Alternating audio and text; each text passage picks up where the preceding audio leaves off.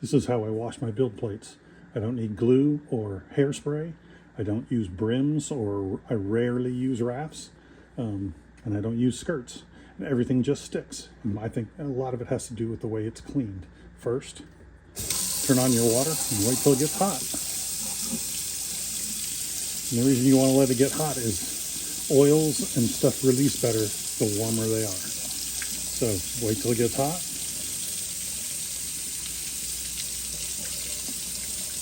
It's nice and hot. I go as hot as it can go. I let it go until it's pretty much hot, all the way hot.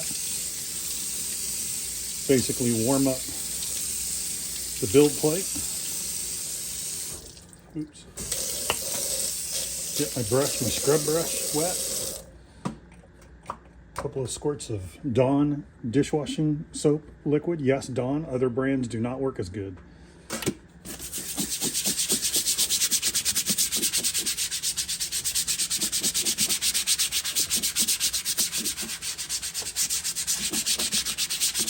Give it a thorough scrub.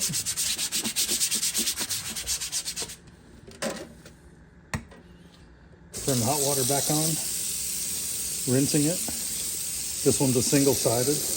Although you rinse the stuff off the back, I don't print on this side, I only print on this side. And I do love these Soval PEI metal spring ones for my Ender 3. They work great. Then just a couple of paper towels.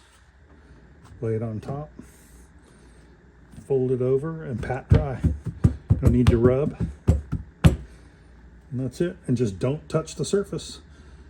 And I do this maybe once every other week or so. That's all it takes. And things stick like you wouldn't believe. And then with this plate, they come right off too. I have a video about that, how well that releases as well.